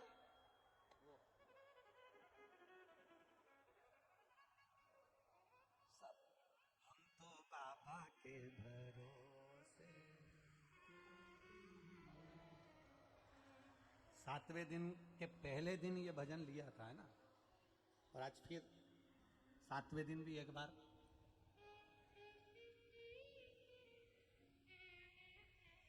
दुनिया वाले, अरे दुनिया वाले जलते हैं, हम तो बाबा के भरोसे चलते हैं, हम तो बाबा के भरोसे चलते हैं, हम तो बाबा के भरोसे चलते हैं, हम तो बाबा के भरोसे चलते हैं। ये दुनिया वाले जलते हैं, ये दुनिया वाले जलते हैं, ये हम तो बाबा के भरोसे चलते हैं, हम तो बाबा के भरोसे चलते हैं, भोले बाबा के भरोसे चलते हैं, भोले देवघर वाले के भरोसे चलते हैं, देवघर वाले के भरोसे, काशी वाले के भरोसे चलते हैं, काशी वाले के भरोसे, हम तो बाबा के भरोसे चलते हैं, हम तो बाबा के भरोसे चलते हैं, भोले बाबा के भरोसे चलते हैं, भोले बाबा के भरोसे चलते हैं। ओहो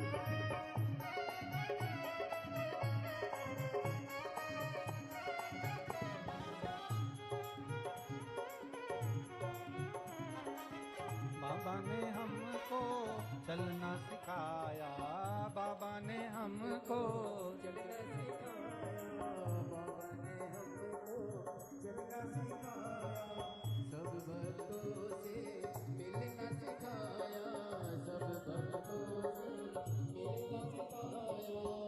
अब तो सीना के चलते हैं, हम तो बाबा के भरोसे चलते हैं, हम तो बाबा के भरोसे, भोले बाबा के भरोसे चलते हैं, भोले बाबा के भरोसे चलते हैं, देवघर वाले के भरोसे चलते हैं, देवघर वाले के भरोसे चलते हैं, हम तो बाबा के भरोसे चलते हैं, हम तो बाबा के भरोसे, भोले बाबा के भरोसे चलते हैं, भोले बाबा के भरोसे चलते हैं।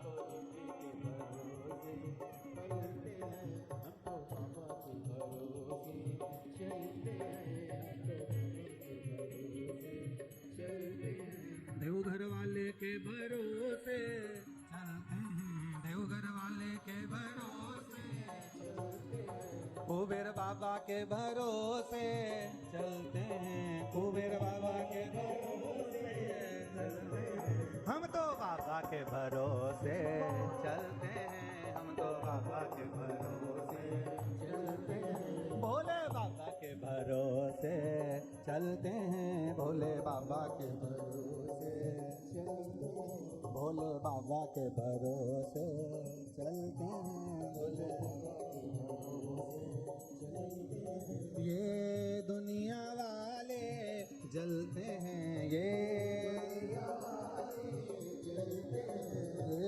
दुनिया वाले जलते हैं, ये दुनिया वाले जलते हैं, हम तो बाबा के भरोसे चलते हैं, हम तो बाबा के भरोसे चलते हैं, हम तो बाबा के भरोसे चलते हैं, हम तो बाबा के भरोसे भोले बाबा के भरोसे चलते हैं, भोले बाबा के भरोसे कुबेर बाबा के भरोसे चलते हैं, कुबेर बाबा के भरोसे हार हार।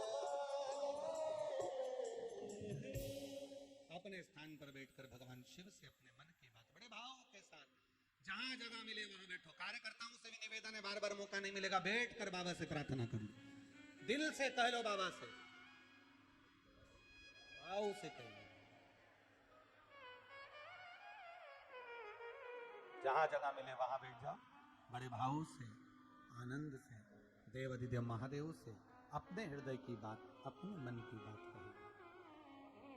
बोल बम का नारा है, बोल बम का नारा है। श्री शिवाय नमस्तो, श्री शिवाय नमस्तो, श्री शिवाय नमस्तो,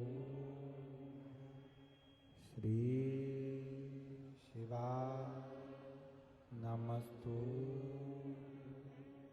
श्री शिवाय नमस्तो। भोला सब दुख काटो मां, ओ भोला सब दुख काटो मां।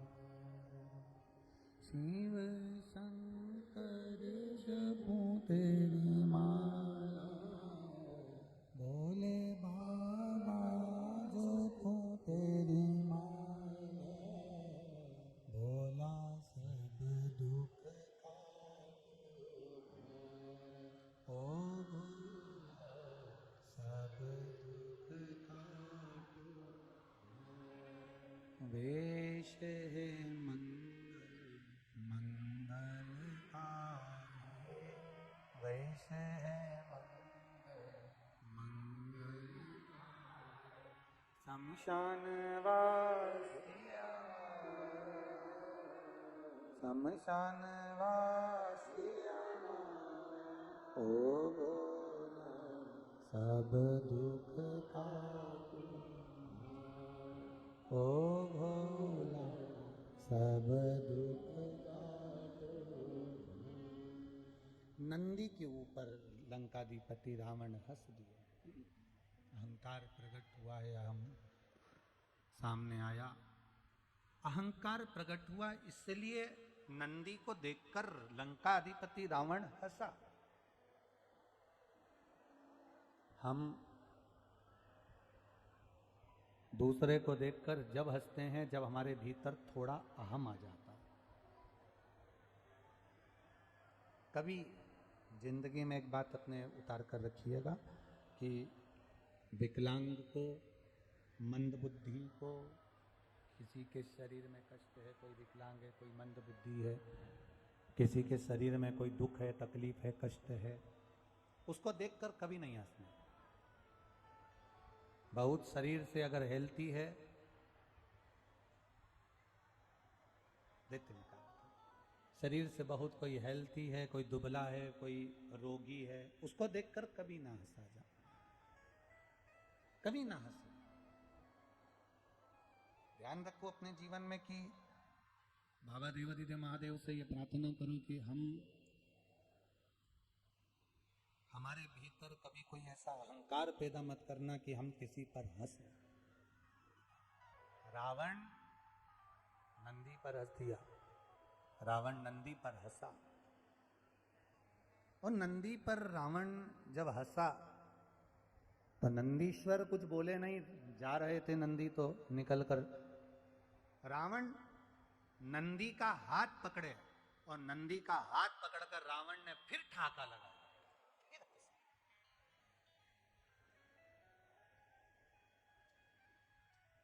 रावण फिर हंस। अब नंदी का हाथ पकड़ा हुआ है, रावण नंदी का हाथ पकड़ा और ठाका लगाकर हंस रहा। तब नंदी को थोड़ा सा क्रोध आया। नंदी को, बेटा 10 मिनट, जब फिर नंदी को क्रोध आया। अब नंदी को जब क्रोध आया तो नंदी ने तुरंत लंकाधिपति रावण को देखा और रावण को देखकर कहा, लंकेश, ब्राह्मण होकर, विद्वान होकर, ज्ञानवान होकर, धनपति होकर, सत्तापति वैभवपति होकर तुम मेरे ऊपर हंस रहा है? एक अज्ञानी व्यक्ति अगर किसी पर हंसे, एक अज्ञानी व्यक्ति अगर किसी पर उपहास करे, एक अज्ञानी व्यक्ति अगर किसी पर हंसे, एक अज्ञानी व्यक्ति अगर किसी पर उपहास करे तो चल जाए, परंतु ज्ञानवान विद्वान ज्ञानी होकर अगर कोई हंस रहा है, ज्ञानी होकर अगर कोई खिल्ली उड़ा रहा है, ज्ञानी होकर कोई अपशब्द कह रहा है, तो ये श्रेष्ठता नहीं बनती। अज्ञानी करेगा चल जाएगा, अज्ञानी करेगा तो चलेगा, पर ज्ञानी होकर अगर कोई कुछ कर रहा है, ज्ञानी होकर अगर कोई हंस रहा है, ज्ञानी होकर अगर कोई उपहास कर रहा है, ज्ञानी होकर यदि अपशब्द बोल रहा है तो वो नहीं चलेगा, वो श्रेष्ठता नहीं। शिव महापुराण की कथा कर रही है, भगवान शंकर का संवाद कर रहा है, शिव तत्व कह रहा है। नंदी को क्रोध आया, और नंदी को जब क्रोध आया तो क्रोध आते से ही नंदी ने हाथ पकड़ा रावण का, और लंकाधिपति लंकेश से रावण से कहा, लंकाधिपति से कहा, सुन लंकेश, सुन रावण, सुन लंकाधिपति लंकेश, मैं नंदी भगवान शंकर के चरणों का दास, मैं नंदी भगवान शिव के चरणों का दास आज तुझे श्राप देता हूं। सुन लंकाधिपति, तू मेरे इस स्वरूप पर हंसा है, मैं तुझे श्राप देता हूं। रावण लंकाधिपति, मैं तुझे श्राप देता हूं कि तेरी पूरी सोने की लंका और तेरा पूरा कुल अगर मरेगा, समाप्त होगा, तो उसमें जैसा मेरा पशु का मुख लगा है, ऐसे ना जाने कितने पशु, ना जाने कितने जीव जंतु, ना जाने कितने रूप बदलकर बानर तेरी लंका में पहुंचेंगे और तेरी लंका में आग लगा कर मानेंगे, ना जाने कितने पहुंचेंगे और वो आग लगा कर मानेंगे। शिव पुराण कहती है, भगवान शंकर का संवाद कर रहा है, शिव तत्व कह रहा है, शंकर भगवान का संवाद कर रहा है, शिव महापुराण की कथा कर रही है। हम किसी पर हंसे ना, जिस रोगी व्यक्ति को देखकर हम हंसते हैं, हो सकता है वो रोग का कारण हमारे में भी आ जाए। हम किसी दुर्बल को देखकर, हम किसी असहाय को देखकर हंसते हैं, उपहास करते हैं, अपशब्द कहते हैं, हो सकता है वो भाव हमारे लिए भी आ जाए। इसलिए किसी पर हंसा ना जाए, किसी पर ना हंसा। भला किसी का करना सको, बुरा किसी का ना करना, फूल नहीं बन सकते तो कांटे बनकर मत रहो। आप अच्छा करने का प्रयास करिए, अपने जीवन को श्रेष्ठ बनाने का प्रयास करिए। आया समय, आज शिवरात्रि का दिन था, और शिवरात्रि का दिन जिस दिन भगवान शंकर के शिवलिंग के प्रागट्य का दिन है, भगवान शंकर के प्रागट्य का अवसर है, भगवान शिव के प्रागट्य का अवसर है, शिवरात्रि का दिन था। नंदीश्वर ने भगवान शंकर के चरणों का स्मरण किया, और शिव जी का स्मरण कर कर भगवान शंकर के पावन चरणों का स्मरण कर कर नंदी ने शिवरात्रि के दिन भगवान शंकर की सुंदर बेलपत्र के पत्ते पर लाल चंदन का स्पर्श कर कर भगवान नंदीश्वर, भगवान शिव को एक बेलपत्र समर्पित करते हैं। थोड़ा ध्यान देना आप लोग भी, अगर कोई विषम परिस्थिति हमारे सामने आ जाती है, कोई प्रशासनिक विवाद हमारे सामने आ जाता है, कोई विषम परिस्थिति में जब हम फंस जाते हैं, विषम परिस्थिति में जब हम फंस जाते हैं, विषम परिस्थिति में जब हम आ जाते हैं, और विषम परिस्थिति जब हमारे सामने खड़ी हो जाती है, उस समय पर बेलपत्री के मध्य भाग में, बेलपत्री का जो भाग होता है, इस बेलपत्री के मध्य भाग में लाल चंदन का एक थोड़ा सा भाग लाल चंदन का लगाकर, देखो रोली कंकु अलग होता है और लाल चंदन अलग होता है। नहीं तो कई लोग कहें कि रोली कंकु एक ही है, मतलब रोली कंकु और लाल चंदन एक है, तो दोनों में अंतर है। लाल चंदन अलग होगा और रोली कंकु अलग होगा। जैसा पीला चंदन होता है वैसा ही लाल चंदन होता है। जैसे पीले चंदन को अपन घिसते हैं ऐसा ही लाल चंदन भी घिसा जाता है। आजकल पीला चंदन भी डब्बियों में घिसा हुआ आ जाता है, तो लाल चंदन भी डब्बियों में घिसा हुआ आ जाता है। कहें अगर विषम परिस्थिति में अगर हम हैं और ऐसा लग रहा है कि ये परिस्थिति हमारे को परेशान कर रही है, या प्रशासन कहीं ना कहीं हमको कुछ ना कुछ ऐसा क्रम बन रहा है कि हमें तकलीफ आ रही है, तो उस जगह पर केवल 3 शिवरात्रि। कितनी शिवरात्रि? केवल 3 शिवरात्रि। हर महीने शिवरात्रि आती है। किसी भी शिवरात्रि पर, प्रत्येक महीने शिवरात्रि आती है, किसी भी 3 शिवरात्रि पर लाल चंदन बीच वाली पत्ती पर लगाकर, अशोक सुंदरी का स्थान छुआकर, नंदीश्वर का नाम लेकर भगवान शंकर को अपने दिल की बात कहकर समर्पित कर दी जाती है। और उसी बेलपत्र को कुछ क्षण तक रखने के बाद मंत्र का स्मरण कर कर श्री शिवाय नमस्तुभ्यम बोलो, पंचाक्षर मंत्र नमः शिवाय बोलो, षडाक्षर मंत्र ओम नमः शिवाय बोलो, चाहे महामृत्युंजय मंत्र बोलो, जो तुमको याद हो उस मंत्र का स्मरण कर कर उस बेलपत्र को वापस उठाकर अपने घर पर लाया जाता है। 3 शिवरात्रि अगर दिल से कर ली जाए तो कैसा भी विवाद चल रहा हो, प्रशासनिक कैसे भी झमेले चल रहे हो, वो सुलझ जाते हैं, उसमें हमें राह मिल जाती है। गला पकड़ रहा है बाबा, उसमें हमें सहजता मिल जाती है, उसमें हमारी सुरक्षा हो जाती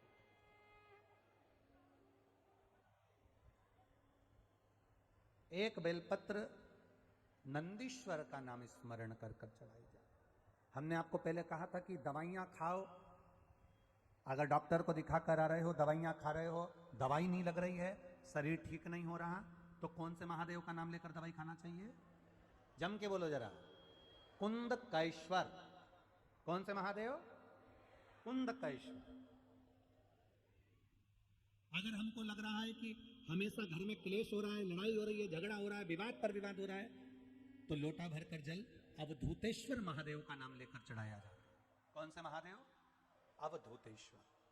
भगवान का अवधूतेश्वर नाम लेकर चढ़ाया जाता है। शिव तत्व की प्राप्ति हो जाती है, भगवान शंकर का सम्मान हो जाता है, शंकर का गुणगान हो जाता है। वर्णन आया आगे सुंदर शिव महापुराण में एक बड़ा सुंदर भाव वर्णित करते हुए 12 ज्योतिर्लिंग का स्मरण कराया।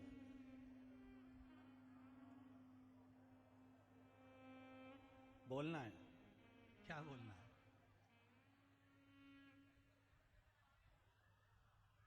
हाँ,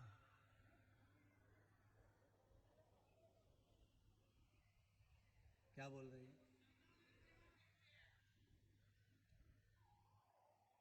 दे जरा माइक दे उसको, पहुंचा, जल्दी पहुंचा, समय थोड़ा सा कम है, जरा जल्दी करो।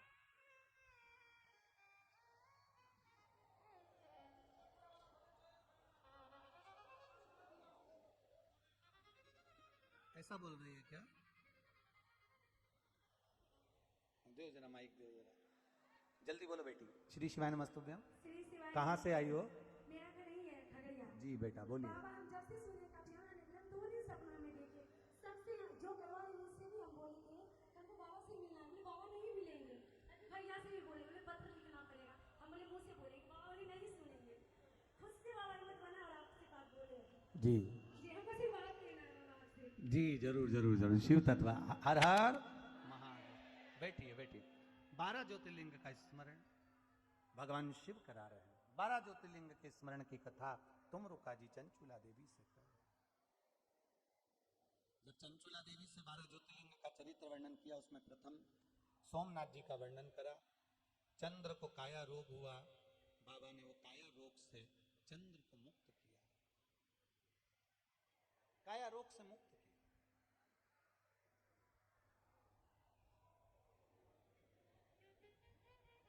जब षडानंद कार्तिकेय जी रुष्ट होकर चले जाते हैं, षडानंद कार्तिकेय जी जब रूठ कर चले जाते हैं, तब षडानंद कार्तिकेय जी को मनाने के लिए माता पार्वती जी और भगवान शिव दोनों जाते हैं और षडानंद कार्तिकेय जी को मनाकर वापिस आते हैं। महाराज षडानंद कार्तिकेय जी को मनाकर आते हैं, भगवान मल्लिकार्जुन के रूप में विराजमान होकर। अगला वर्णन आया है श्री महाकाल दूषण नाम के राक्षस का संहार करने के लिए भगवान कालाधिपति महाकाल बने। अब थोड़ा सा ध्यान देना इस प्रसंग पर कि जब अपने भक्त पर संकट आता है, बेस कम कर कर थोड़ा सा करना होगा। जब अपने भक्त पर संकट आता है और जब अपने भक्त पर संकट गिरने लगता है, संकट आने लगता है, संकट जब अपने भक्त पर आ जाता है, तब मेरा देव महादेव, मेरा शिव अपने भक्त के संकट को मिटाने के लिए प्रकट होता है। शिव कथा कहती है, भगवान शंकर का संवाद कर रहा है, भगवान शंकर का चरित्र कहता है।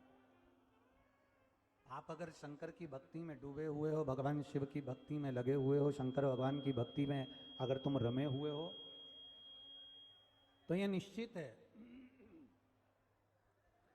भगवान शंकर की भक्ति में अगर तुम रमे हुए हो, भगवान शंकर की भक्ति अगर तुम कर रहे हो, तो ये निश्चित है कि तुम्हें जवाब देने की जरूरत नहीं पड़ती।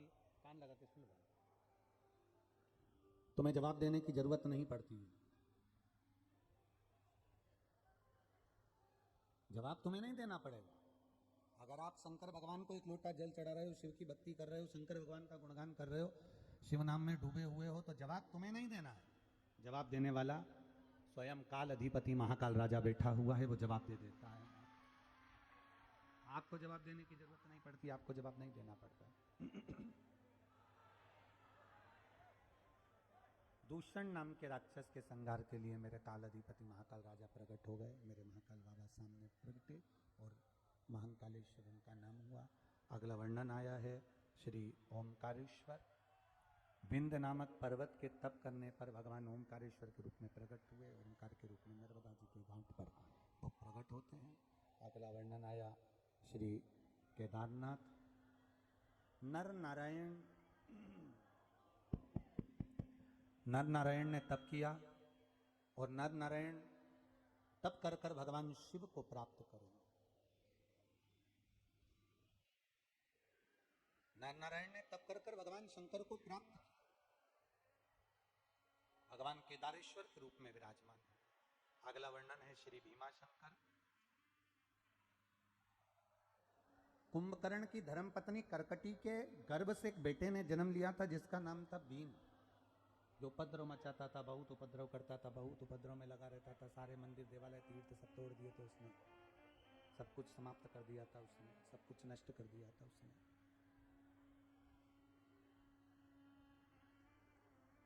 उपद्रव कर करके सब कुछ नष्ट कर दिया। शिवजी ने आकर भीम का संहार करा और शिवजी का नाम भीमा शंकर हुआ। अगला वर्णन है काशी विश्वनाथ। मनु शत्रुपा ने तप कर कर भगवान को काशी में विराजमान किया। अगला वर्णन है श्री त्र्यंबकेश्वर। गौतम बाबा पर जब गौ हत्या का दोष लगा, भगवान ब्रह्मा विष्णु और महेश का स्मरण करा, और स्मरण करा तो ब्रह्मा विष्णु महेश तीनों छोटे छोटे लिंग के रूप में वहां विराजमान हुए और गौतम बाबा पर से गौ हत्या के दोष को मिटाया। अगला वर्णन है श्री वैद्यनाथ। रावण भगवान शिव को लेकर जा रहे थे और संध्या करने के लिए जब रुके तब भूमि पर शिवलिंग को रख दिया गया और वो शिवलिंग हिला नहीं, तो बाबा वैद्यनाथ के रूप में विराजमान हो गए। वैद्यनाथ जी के रूप में विराजमान।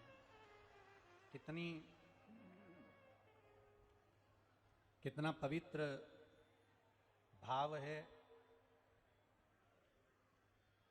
बिहार के सुल्तानगंज से गंगा जी का जल भरकर झारखंड के वैद्यनाथ बाबा पर जाकर चढ़ता है। ये कितनी बड़ी कृपा है, कितनी करुणा, कितनी कृपा, कितनी दया, कितनी उदारता है, जरा विचार करिएगा जरा। बिहार के भक्त साधारण नहीं है, सहज नहीं है बिहार का भक्त। शंकर भगवान को बिहार के निवासी कितने प्रिय होंगे, जरा विचार करिएगा कि गंगा का जल भी बुलवाते हैं तो बिहार का बुलवाकर और अपना स्नान करवाते हैं झारखंड में बैठकर। बोल बम का नारा है। कितनी कितनी कृपा वो देवघर वाला करता होगा, कितनी कृपा वो बाबा करता होगा, जरा विचार करो।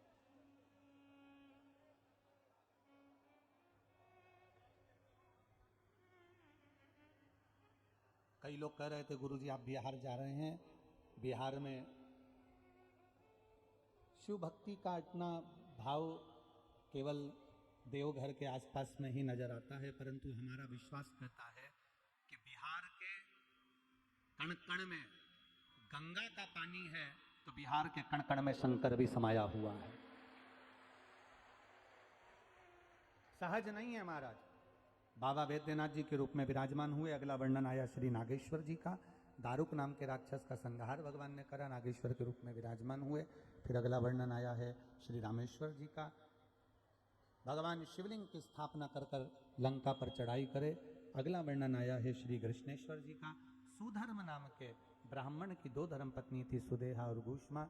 घूष्मा का बेटा सुदेहा ने मार दिया था, तालाब में पटक दिया था। उस बेटे को वापिस जीवित घूष्मा ने शंकर भगवान की आराधना कर कर पार्थिव शिवलिंग का पूजन कर विसर्जन कर कर भगवान से कामना करी थी कि मेरा बेटा वापिस मुझे प्राप्त हो। और वो बेटा 1 हफ्ते पहले जो मर चुका था, घूष्मा का बेटा, भगवान शंकर ने उसको जीवित वापिस दे दिया। ऐसे मेरे कृष्णेश्वर महादेव के रूप में भगवान शिव विराज।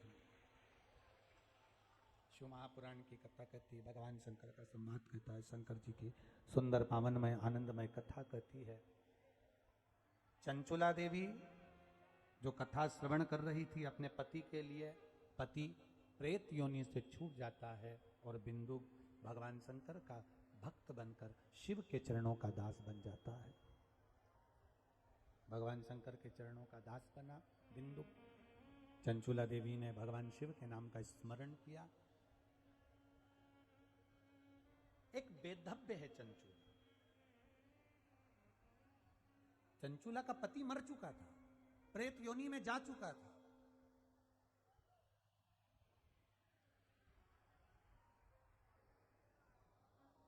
अब पति प्रेत योनि में चला गया और चंचुला विधवा बेधव्य अकेली कितनी दुखी होगी, कितना दुख उसके भीतर होगा।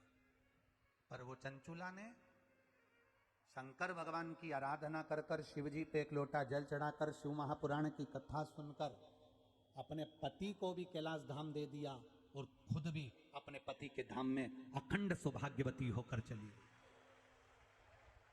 जो नारी, जो स्त्री, जो पुरुष, जो बच्चे, जो बेटी, जो बेटा, जो नारी, चाहे वो कुंवारी हो, शादीशुदा हो, बेधव्य हो, वृद्ध हो, जवान हो, बूढ़ी हो, कोई बच्चा हो, कोई कन्या हो, कोई बेटा हो, कोई युवान भाई हो, कोई वृद्ध भाई हो, जो शिव महापुराण की कथा को श्रवण करता है, दिल से सुनता है, जिस भाव से सुनता है, मेरा महादेव वही झोली में उसके डाल देता है।